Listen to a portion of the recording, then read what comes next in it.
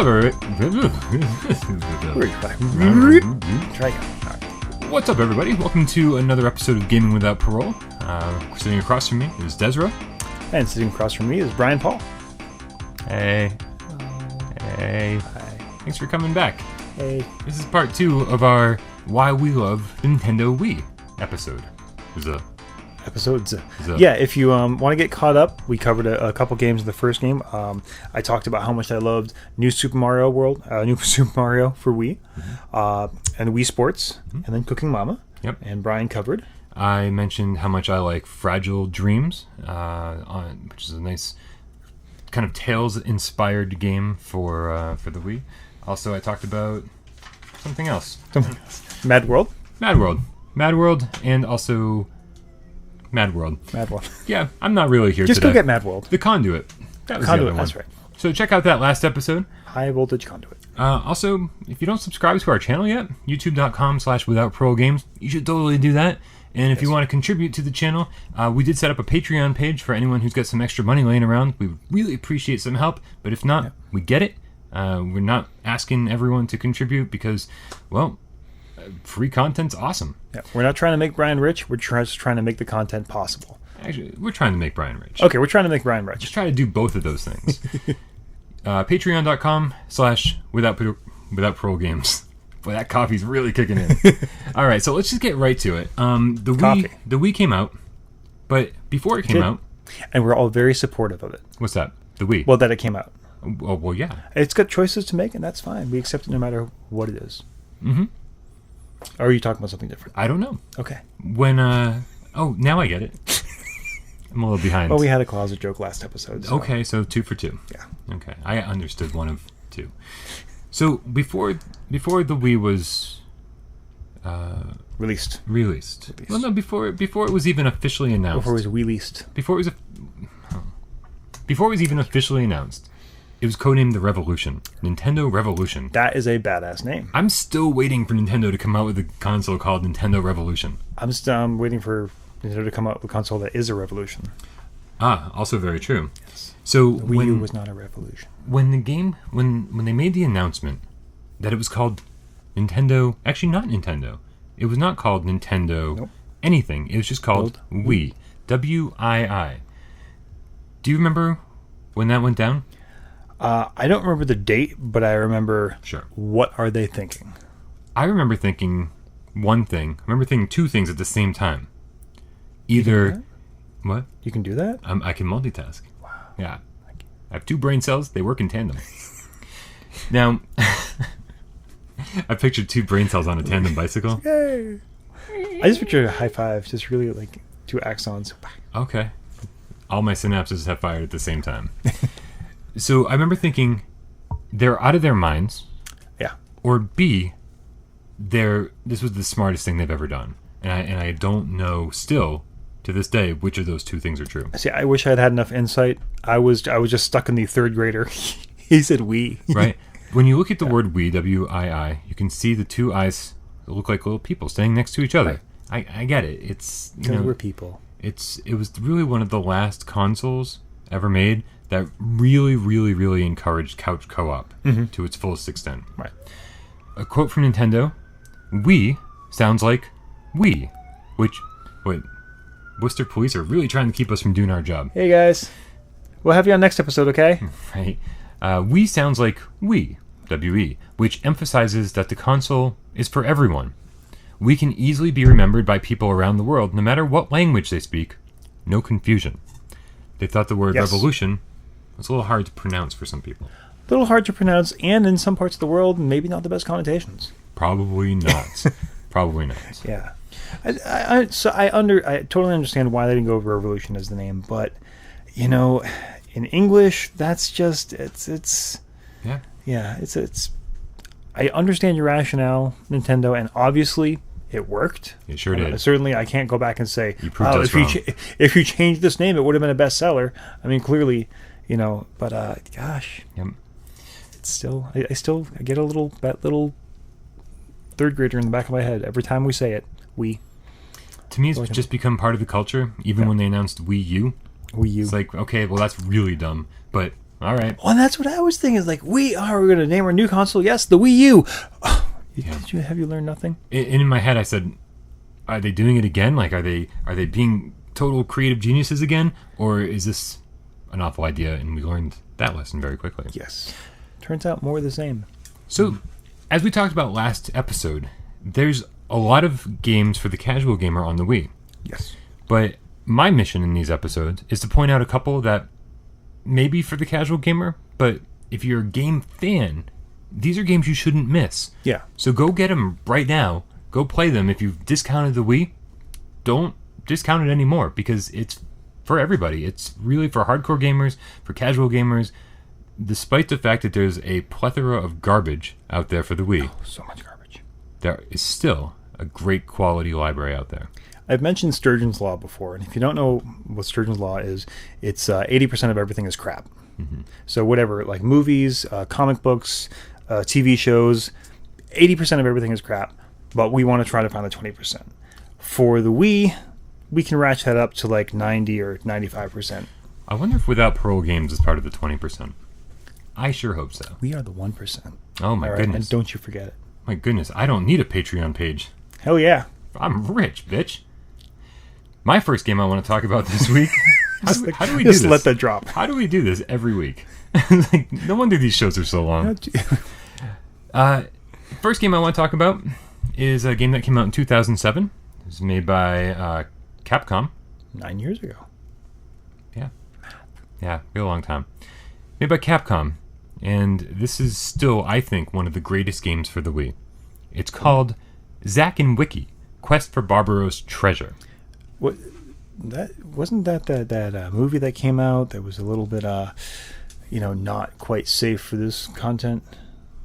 That was Zack and Miri. Zack and Miri make a porno. Yeah. No. Although, if they released a game based on that, you would buy it? I wouldn't. I was going to say, I barely watched the movie. But the accessories... No, okay. Stop. All right. Yeah. So I told my kids at the fencing club that this was safe for them to watch. So we have to be... How old are they? Not safe enough. Not old enough to watch Zack and Miri. Okay. Are they all at least 13 years old? No. Not apparently our demographic then. Because 13 to 17... Okay. I bring this up too often. There's like some 35-year-old dude out there, my age, who's like, apparently I'm too old for this show. No, you aren't. No. We love all of you. Absolutely. And actually, I was going to say the older the better. I don't care. As long as you're watching, that's all that matters. Zack and Wiki is about an adorable little pirate named Zack. Okay. And his flying monkey companion. And Julian Assange. Named Wiki. I'm just going to keep talking over you. Now, I've talked a lot in the past about how my favorite genre of video game growing up, point-and-click adventures. Good. That's a good genre. LucasArts games and Sierra games, these were all just my bread and butter growing up, trying to figure out puzzles. And so Capcom made a point-and-click adventure game for the Wii. Now, last week I was talking about how versatile the Wii remote can be. In Fragile Dreams, used as a flashlight. In the Conduit, you used it to aim and to change your view. It was kind of the perfect right analog stick for the first-person shooter. And in Zack and Wiki, it's a mouse. It's a point and clicker. Right. You move it. Totally makes sense. And you click it. And they actually used it for way more than that. So I'm oversimplifying things. Okay. Often you put it up like this and you play it as a flute. And sometimes you had to turn things, so you were like turning the Wii remote and all sorts of little things. And all me talking about it, even in my head, it sounds gimmicky. But if you play it, it makes perfect sense. And the whole thing is just freaking adorable, man. It's Zack and Wiki. It's like cel-shaded, cartoony graphics. Oh, give me some good cel-shaded games again. Right? Yeah, they got overused for a little while, but I'm ready for it to come back. Yes. So you're a wannabe pirate. Mm-hmm. So we're not talking like Monkey Island's wannabe pirate. Okay. Yeah, but so Zack and Wiki find the golden talking skull of Barbaro. As you do. And he claims that he's going to show you where Treasure Island is. Ooh. Right? So I always believe talking skulls. But the problem is that Barbaro wants the rest of his body. So you have to go from island to island to island, solving all these different puzzles. So every island is its own big level set. And you have to figure out how to get to the end of that level and open the treasure chest that has another part of Barbaro's body.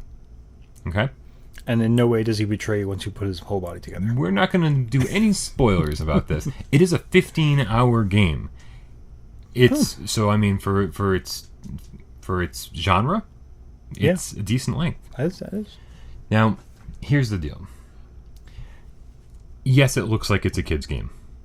But as any good point-and-click adventure game, especially one like this that has a good sense of humor, it's for everybody.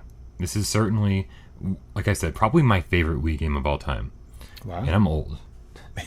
The problem is, even with an 87 score on Metacritic, this is just absolutely horrible sales. Like, I think grand total, when all is said and done, 300,000 worldwide. This came out in 2007? Yes. So that was still fairly early. That was before the Great Deluge of Crap really had started. So. So it just kind of slipped through the cracks, I guess. I mean, it's too bad because we always talk about, why are we getting another Metal Gear Solid game? Why are we getting this? Why are we getting that? Why can't we get something original? Why can't we get new IPs from companies? Oh, it's a game with a color palette of beige and black. Wonderful. Right? Yeah. So this is why. This is why if you've ever wondered why companies stick to the tried and true sequel, this is why. Because Capcom said, sure, we'll give you something unique and original, and no one bought it. Yeah, we have no one to blame but ourselves. Yeah. And if you want this game, you can still buy it for like $5. So go to your nearest GameStop, buy it. Can I buy your copy? No, it's my favorite game on the Wii. Okay. I have a lot of other crap on the Wii you could buy. All right, what do you got next? All right, well, I have another piece of crap on the Wii. Sweet. Wait, well, I should probably clean my Wii off. But once I finish that, I will go play. Well, actually, we ended the last episode with a little teaser.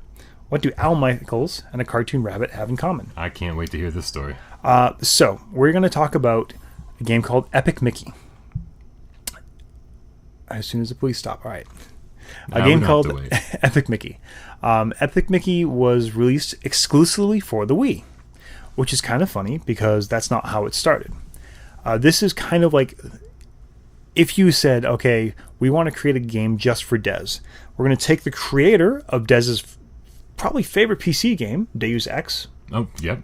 We're going to take one of his favorite things in the world.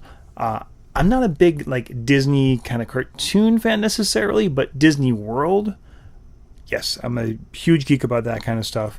Some of the history of the company I'm really excited about. The modern era of Disney Pixar movies, I'm kind of into that too. So Warren Spector plus Disney, and oh yeah, we're going to set it in kind of a post-apocalyptic, weird, messed up version with some steampunk elements. Sounds fantastic. Bob Iger, chairman of Walt Disney Company, said, yes, this idea sounds great when Buena Vista Electronics? Interactive. Pitched it to him. This sounds great. And they pitched this game which involved Mickey Mouse discovering Oswald the Lucky Rabbit. So for those of you who aren't super Disney geeks, Oswald the Lucky Rabbit was one of Walt Disney's first cartoon creations, actually fairly successful. Mm-hmm. So successful that he got licensed by the company that would eventually become Universal. This becomes important because fast forward to 2006 when this was being pitched to Bob Iger. Like I said, he said, yes, this sounds great. Unfortunately, we don't have the rights to Oswald anymore. Mm-hmm. But I would love to make this game. I would love to have Oswald back. How can we do that? At the time, Al Michaels had just signed an exclusive contract with ESPN, which, if you don't know, also owned by Disney. So, getting all this together, they cut a deal with NBC Universal because Al Michaels wanted to be able to do stuff for NBC football as well. We'll trade you Oswald the Lucky Rabbit for Al Michaels. So I can't think of too many times, sports is known for these massive trades back and forth, different players, all this money throwing. I can't think of any time where someone has been traded for a cartoon rabbit. So this is probably it. I think this is the favorite thing I've yet discovered while doing research for this show. I have been telling everyone I know about this. I think this is amazing. And I just love the idea of when Al Michaels is in kind of just a dark place and just, what am I doing with my life? He looks in the mirror and realizes I'm worth as much as a cartoon rabbit. Which luckily was quite a bit. Well, it turns out it's quite a bit. So Al Michaels, good on you. Right on. All right, so enough about how it came to be. It's got a bad reputation. Okay, everyone people say the camera controls and the the camera and the controls were a little bit wonky. Okay, and I can kind of grant that to you, and I was one of those people. But in research for this, I dusted off my copy of Epic Mickey, and I also went out and I picked up a copy of the Simpsons game. Oh, the movie game, right? No, not that. Which is what I thought I bought when I bought it. I got it home. It's actually kind of a parody of gaming in general. Oh. So as you go through and play, like you unlock cliches. Like you hit a hidden switch, and the comic book guy, hooray, that's another video game cliche you unlocked. And, if you decide you want to play it, I'm not giving you spoilers, but there's a lot of like references to video gaming history in it. Don't get this game. If you want to talk about a game with bad camera controls... Yeah. Oh my god! Like my wife was not a gamer. So you're saying Epic Mickey might have bad camera controls, but by comparison, it's not the worst. No, and it's really. I don't know if that's a selling point. Well, it really isn't. My point is they really aren't that bad. Okay. It's just it was a very big marquee game which people love to hate on. Okay. And that happens. The art direction is gorgeous. I wish it had come out a generation later, so you could have hardware that could really do what they wanted to do. But the art is great. The levels go back and forth between 2D platformer and 3D games. So, really? Yeah, the 2D platformer, they're very small sections, like in between. That's kind of how you travel from one world to the next. Yeah. But they're all themed on classic Mickey games. Like one of the first ones you hit is based on Steamboat Willie. I saw that coming. Yeah. Yeah, but it's gorgeous. It looks like you're in that kind of animation. Nice. It got some hits because it doesn't have a lot of voice acting, and yeah, that's understandable. But here's the thing: when they tried to fix all those things, like adding the voice acting by fixing the camera controls in Epic Mickey 2, that is a steaming pile. Do not play that game. Which is crazy because that actually came to PS3 and Xbox 360. Right. Which, bringing things way back around to the origin, this is my other favorite part. Early in its development, there was an interview with Warren Spector. They asked him, is this going to come out for the Wii? Because at the time, it was only being developed for PS3 and Xbox 360. Crazy. And he said, no, the control scheme just won't map to it. But somewhere along the way, someone had the bright idea. It's like, wait a second. The whole concept behind Epic Mickey, if you're not familiar with it, is you're going through this kind of ruined world called the Wasteland, which is a ruined version of all the Disney scenes and places. Yeah. And you're walking through with a paintbrush where you can either use turpentine to erase things or use paint to paint. Oh. And so the Wii Mote is you using your paintbrush. Kind of a natural fit. It's and I guess someone in the group must have said, hey, why don't we try that? Right. And it went from being developed solely for those two consoles to being exclusive to the Wii. Yeah. It's all right. You're gonna make it. I was trying to give you an edit point there. Nothing gets edited out. Oh, wrong show. If we talk about games that work and are unique to the Wii and work specifically because of the way the controls on the Wii work, I think Epic Mickey is it's worth picking up now, and because it has such a bad reputation, probably super cheap. I picked up a copy for $7 used. Right. So I might have to add that to my collection then. Yeah, I enjoyed it. Maybe it's my Disney brain is taking over. I'll totally admit that might be the thing, but I would say it's not as bad as people say it is. And actually, if you look at the ratings, it's getting 70s and 8, or 7 out of 10s, 8 out of 10s. There are too many that are just straight up, this is a bad game. So, all right. It's definitely something to revisit. Well, moving on. I want to talk about something a little more casual. Now, in 2009, this is a game we're waiting for a very, very long time. Actually, we've been waiting for it for 15 years in 2009. Ooh, I know what you... This is called Punch-Out! Now, if you're familiar with old school Nintendo games, on the original Nintendo, there was Mike Tyson's Punch-Out! Yes. Which was extremely popular. A huge game. And then, of course, on Super Nintendo, we got Super Punch-Out! Right? Great games. Yeah. Now... King Hippo. Well, exactly. Next Level Games, not Nintendo proper, Next Level Games made this, who also made Super Mario Strikers on the GameCube. Okay. So that was decent. That was a fun game. Yeah, they're okay. Yeah. Not like top tier or anything, but this game... I don't own a copy. I enjoyed playing it. Okay. I own a copy. I never played it. That's my rating system. Yeah. My rating system is on my shelf. It means nothing. It means absolutely nothing. So this is obviously an arcade boxer. Again, cel-shaded. So taking advantage of Wii's capabilities, not trying to be like the most technically, graphically proficient game, but working with what the Wii had to offer. This game moved fast, and you could actually use the Wiimote with the nunchuck to throw punches and to do all that, which no one ever did. Yeah. I'll promise you that. No one played the game that way, because everyone played it the way we wanted to play it, holding it like a Nintendo console controller. Yep. Right? Which was the great thing about this, is that if you hold it sideways, it looks just like an NES controller, kind of feels like an NES controller, and that's how we play Punch-Out, with an NES controller. But actually, that brings me to a point I was going to make later, but I think it's kind of appropriate now. Yeah. What other game system has said, you know what, we're going to give you control, you use it the way you want to use it? Yeah, not very often. And you know what, you use the controller you want to use. Like you like the GameCube controller better? Grab that. Yeah. Oh, and hey, we're going to make a controller that looks like the old controller, the classic, and we're going to give you that one too. Yeah. What game system has ever done that? I don't know. It's like, you know what? You know how you want to play the game better than we do. So we're going to give you some options. Have fun. The great thing that Next Level Games did with this version of Punch-Out was that there were new characters, but you still played as Little Mac. So the character that you grew to love, he still fought against Glass Joe and King Hippo. But Glass Joe. Now, here's the sort of interesting thing, right? Okay. When the original Punch-Out came out, back in, I'm going to guess 86. I'm just throwing a random year out there, but it's in that It was an early title, so yeah. So in that time period, there was, I don't know how to say this without sounding awful, a lot of the characters were stereotypical of their race. Oh my goodness, yes. Yeah. Oh yeah. It's kind of bad. Like, if going back to it now, then in the 80s, I don't think anyone really noticed or anyone cared. We were awful back then. We were, and we didn't care. But now we live in a more sensitive, politically correct environment. We're still awful, but now we care. But no one told Next Level Games that things had changed. So, like, things are possibly even more racist in this game than ever. Like, it's sort of, right? Like, my favorite one is this guy called Bear Hugger.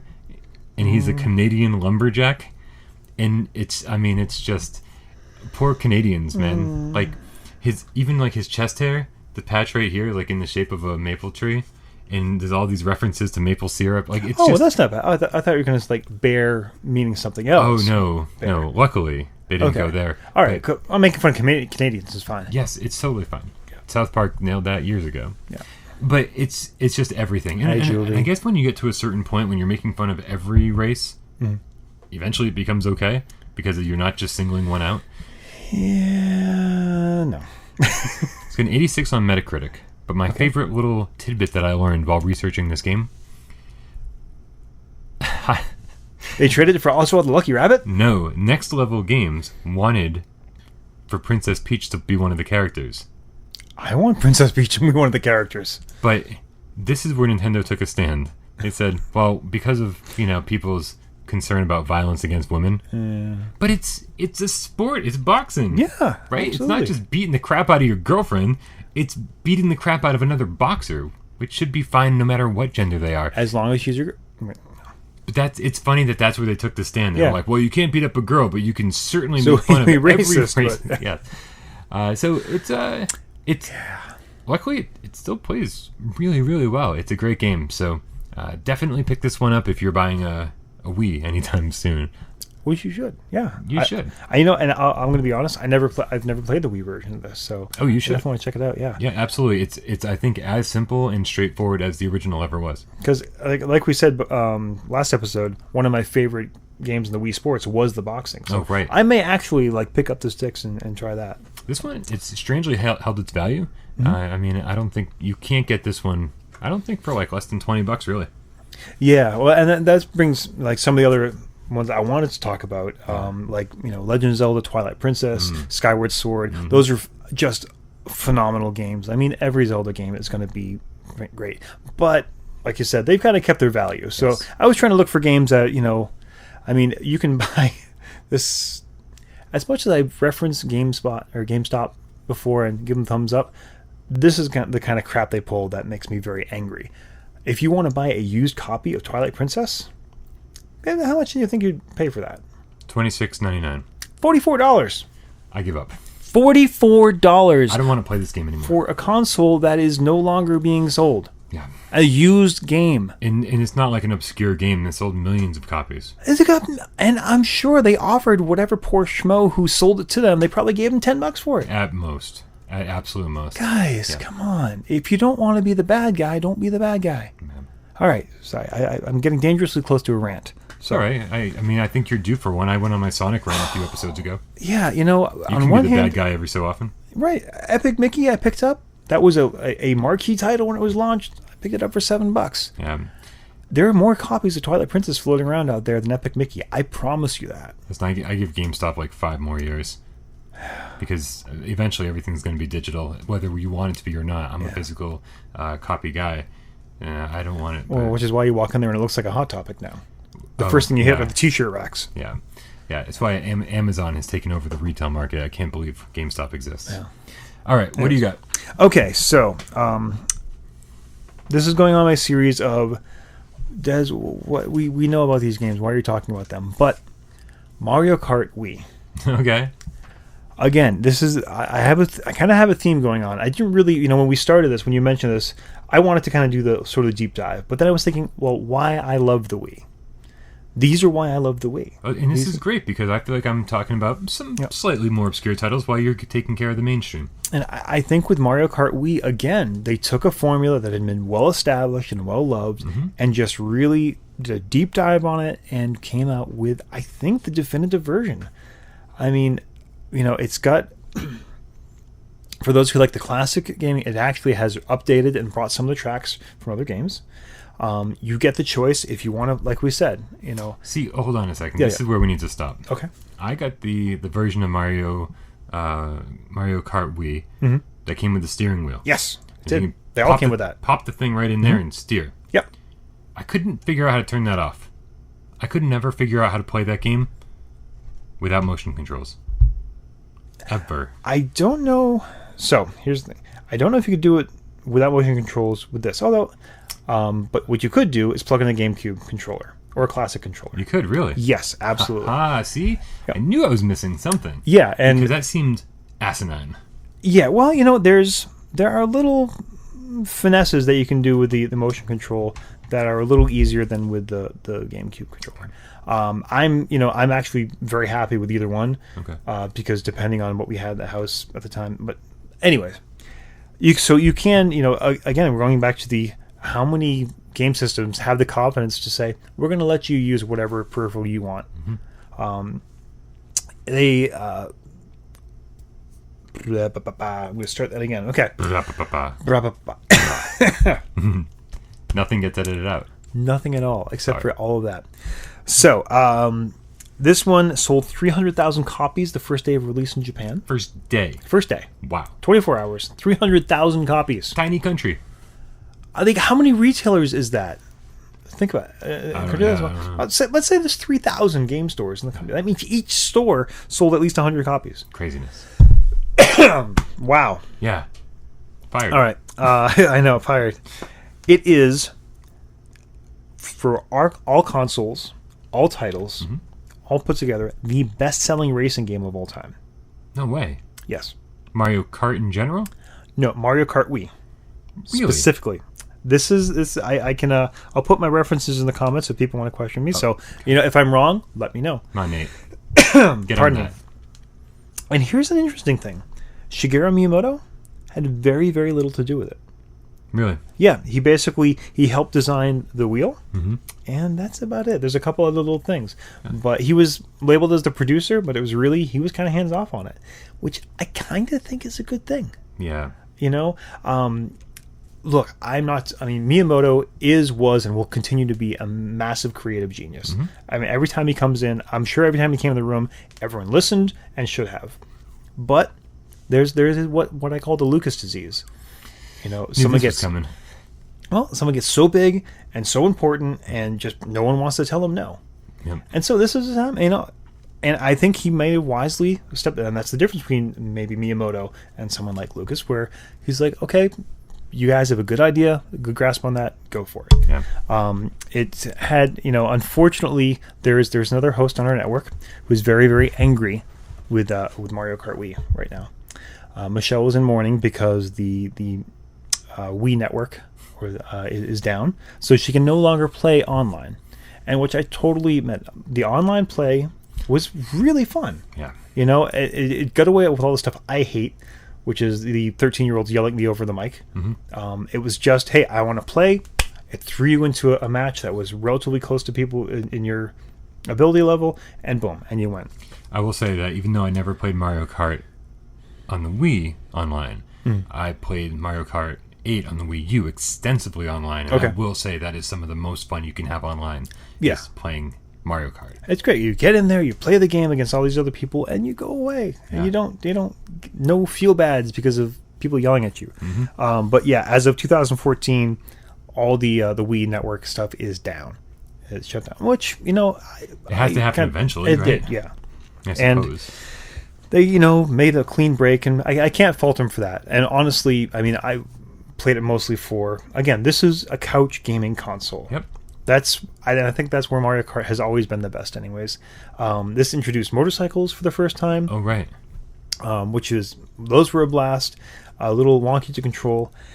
I'm not trying to throw trivia your way, but I'm wondering, do you know by any chance which Mario Kart introduced blue shells for the first time? I don't know offhand. Because if it's this one, I hate this game. Blue shells are the devil. That was a criticism I read in a few reviews that were like, there is so many the items, there's so much variance there that there's a lot of luck involved. And yeah, that's true. But that's a Mario Kart game. Yeah. That's kind of the point, and that's why those are there. So like the best person in the room doesn't always win all the time, and So if you don't like that kind of stuff, then go play Need for Speed. Right.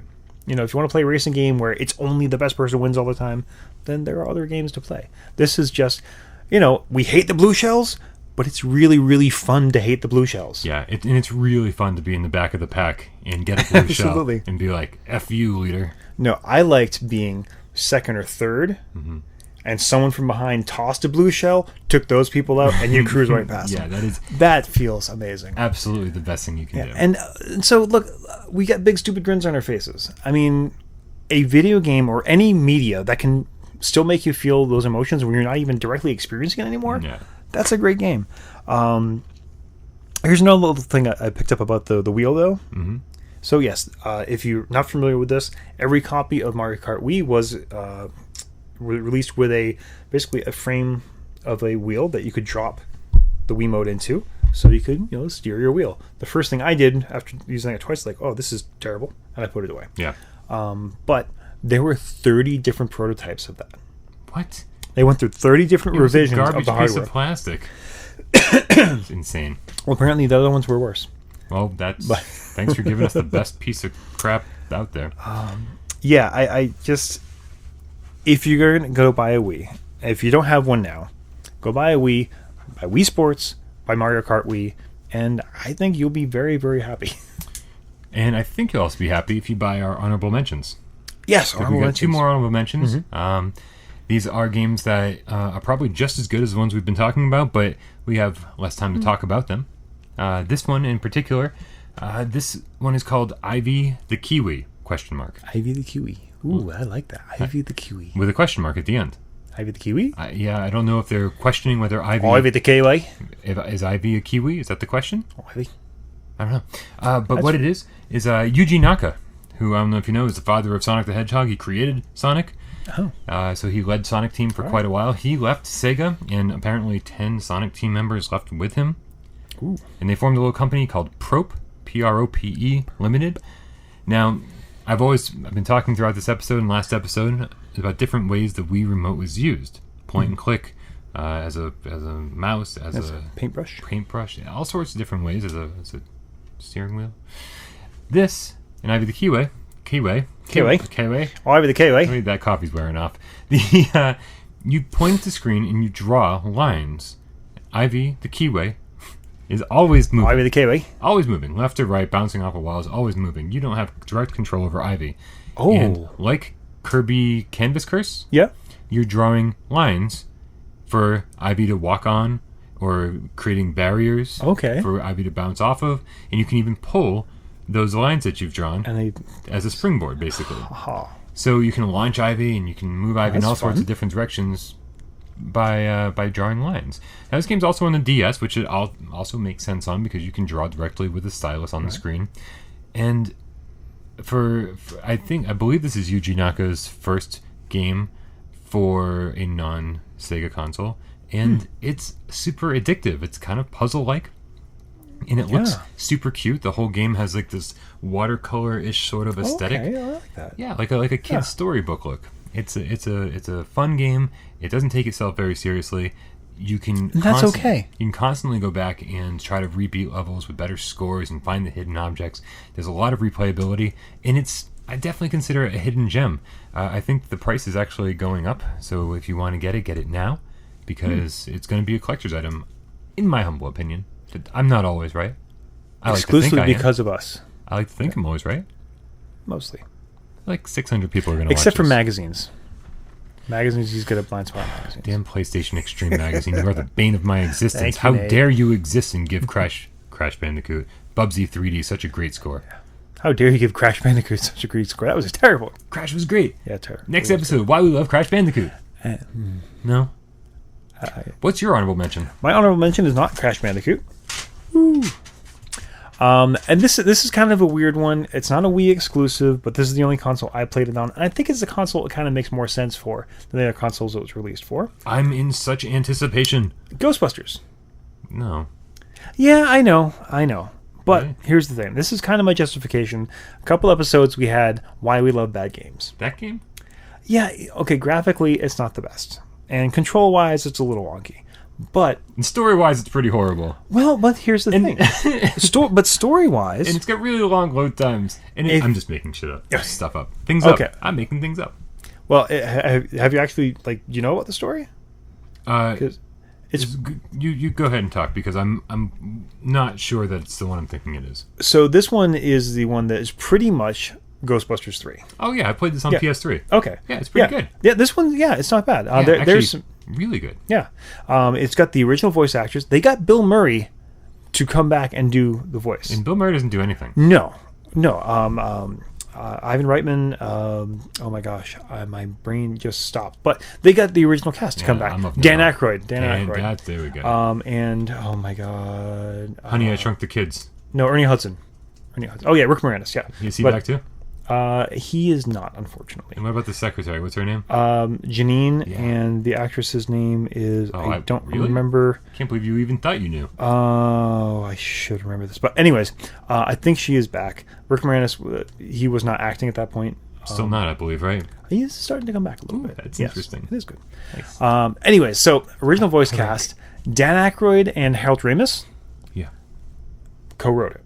Yeah. They actually did a pass on it. So, and Dan Aykroyd has said in many interviews, this is Ghostbusters 3. Yeah. That they consider it their sequel. But you couldn't have just made the movie, could you? Couldn't have done that. Instead, we got... Well, that's not really his choice. I know. But still, we got this Melissa McCarthy crap. Well, we can talk about different opinions on that. Why we love Ghostbusters. See us next week. But so if you like the humor from the original movies, this is that. Yeah. I don't want to give any spoilers away because it is a continuation of the same plot. And you play as a rookie in this, right? You play as a rookie. Working with those guys. Yeah, a lot of the fun comes from how they react and interact with you. Bill Murray is really funny in it. I was surprised because I didn't play this in the original run of the Wii. No. And I didn't buy this for this episode. It's actually been sitting underneath my TV. My sister-in-law gave me her copy, 2 years ago. And it's just like, okay, I'll play it someday. Yeah. And it's like, oh, maybe I'll try this out. Like, wow, this is really fun. And what makes it, there are some graphical limitations compared to the Xbox version and the PS3 version. Because it's a really pretty good-looking game on the PS3. It is. And it is dumbed down a little bit for the game. But... what makes it different? This is so much fun to play with. Is that a proton pack? This is your proton pack. That's so you were exciting. aiming it, you're firing it, and then once you've trapped. So, sorry. Here's your proton pack. You're zapping the ghost. You've got to. They're going around. You catch them, and then when you get them, you kind of whack them against the wall. Yeah. And then when they're ready to go, yeah, this is your trap. That's amazing. Bend the trap back and throw it. I hate to cut this short, Des, but we are getting the notice on the camera that we need to wrap this up. So that was why we love the Wii. Definitely go try out all those games. Follow us on Twitter and blah, blah, blah. We got to cut this off before we run out of time. Bye. For Gaming Without Parole, my name is Brian Paul. For Gaming Without Parole, my name is Dezrah. We'll see you next week.